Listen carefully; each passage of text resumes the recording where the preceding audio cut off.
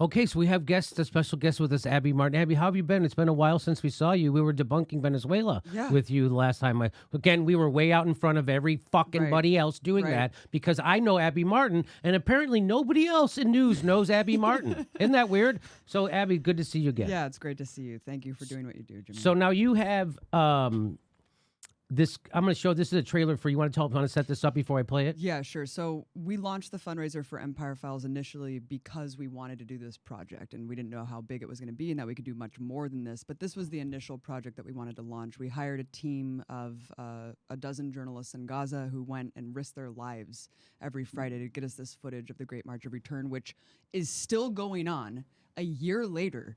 250 plus Palestinians sniped, children, medics, amputees. So this is just kind of a snapshot of what's coming in May of the full documentary.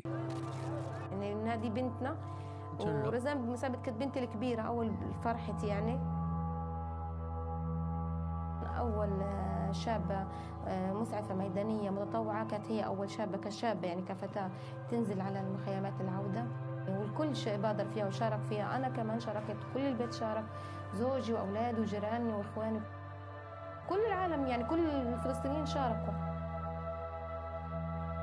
مش أكتر هي صح رايحة وبعدين مسيرتنا مسيرة سلمية ما إحنا حاملين سلاح ولا إشي بالعكس إحنا بصدورنا العارية أمام قوة كبيرة من الجيش اللي هي مدرعاتهم وأسلحتهم وغازهم وطائراتهم إحنا مسيرتنا سلمية بنطالب بحقنا من حق يكون أنا إلي بلد من حق يكون لي بيت من حق اللي متشردين في البلاد في كل مكان هذول النازعين يجوا على بيوتهم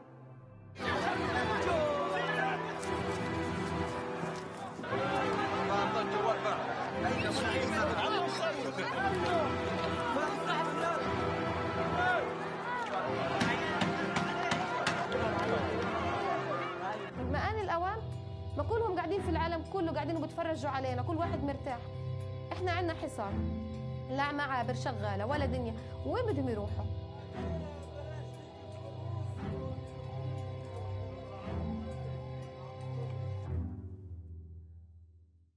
So that's why you started Empire Files, the Patreon, Yes. so you could do this? Yeah. Wow. Because, I mean, you could see it's just going to be really high quality production. We're really trying to put out the most, impactful production and footage. And so it costs money. You know how much Yeah. this stuff costs. So, yeah, I appreciate all the support and I appreciate you playing that, Jimmy. And it is really, it's traumatizing to see, what these families go through on a daily basis. Right. And, it really exposes the hypocrisy of what we're doing all around the world, right? So we're supposed to be caring and helping people. And, we care about the people in Syria, just not the people in Palestine. We care about the people in Venezuela, just not the people in Palestine or Yemen. We care about the people in Libya. It's unbelievable. So tell people what is the March of Return? Right. So it was launched kind of after the Jerusalem moving, that announcement from Trump to move the embassy, which was a really significant turning point in the entire struggle because it kind of collapsed that facade of the peace process that, this two-state solution that really is a fantasy that anyone who's been to the West Bank knows that the atomization, there is no state to be had for Palestinians in that respect. But Gaza is such a different beast because we have 2 million people living in an open-air prison. The UN keeps saying that it's going to be uninhabitable next year, but it already is uninhabitable. I'm just talking about the water crisis alone. I mean, they don't have clean water. There's sewage that they're dealing with. I mean, there's no proper sewage treatment system and just the relentless bombardment of attacks, bombings. And now, so they launched this March of Return with very simple requests to install that UN resolution. To have the refugees have the right to return to their homes that they were ethnically cleansed from just miles away, that they can actually see through that fence. Calling it a border fence is a misnomer. It's a fence caging them in from their own land that they were ethnically cleansed from. So they just want that ability for movement, for freedom. And they are sick of being caged like animals and being put on a diet by the Netanyahu government where they say you can't have chocolate, you can't have pasta coming in here. There's no wheelchairs because everything can be construed as a weapon and it's all just about keeping them in perpetual suffering and indentured servitude. So they, tens of thousands of them wanted to show the world that they are peaceful, that they want their right to freedom. And so they organized this massive march where we had hundreds of thousands at the beginning going out every Friday, standing there, like she said, with bared chests and flags, and they were being met with sniper fire.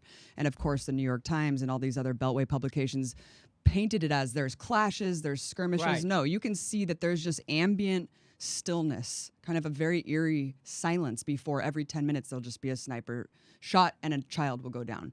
And so that's really the reality here. And they have been extraordinarily resilient. They're going out there week after week, and it's been a year already. And it's unbelievable, the deafening silence from the international community on this ongoing massacre.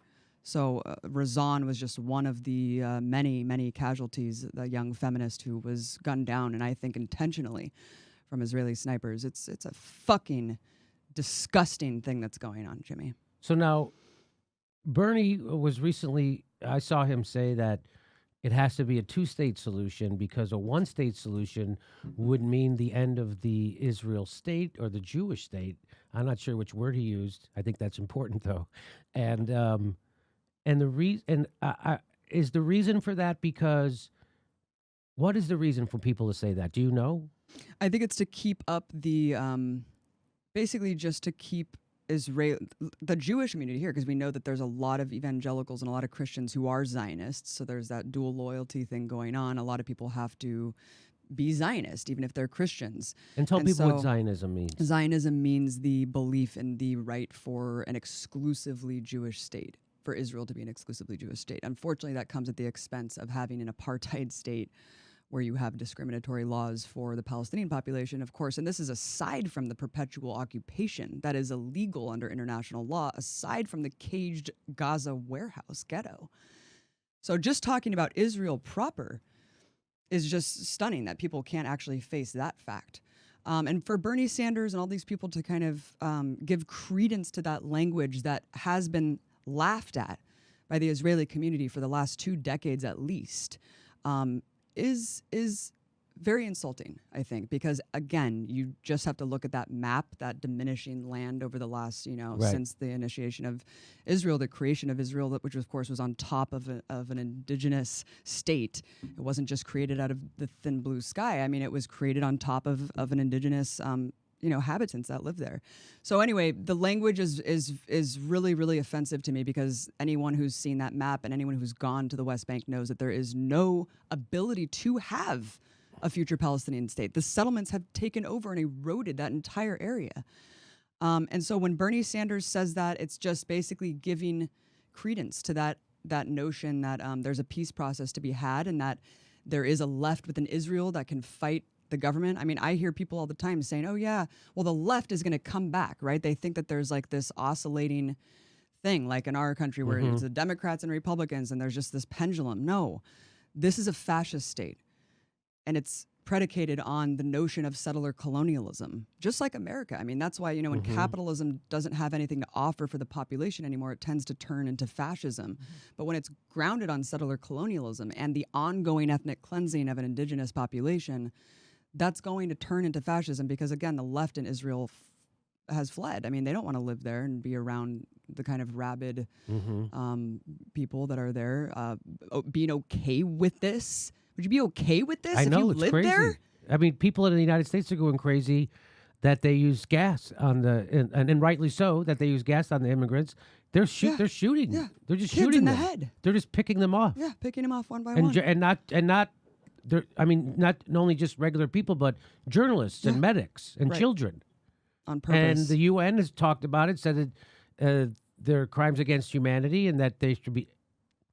Again, I'm sure, but Sam Harris will tell you